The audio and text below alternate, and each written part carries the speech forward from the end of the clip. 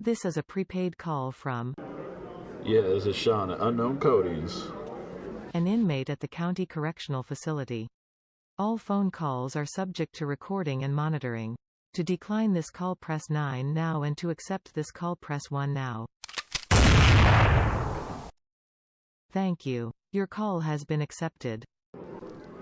Hey guys, just wanted to give you all a heads up. Videos are coming. There should be one up Sunday, April 18th, the day after this video is being released.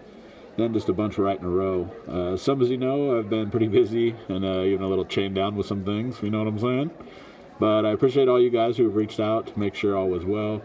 It's been awesome, honestly, having the support both through social media, text, phone calls from complete strangers who just enjoy my content and wanted to check up and make sure I was okay, after not having videos up for 2 weeks. Some upcoming videos include a tutorial on two-toning a valve cover in a way that, honestly, I wasn't even sure would work.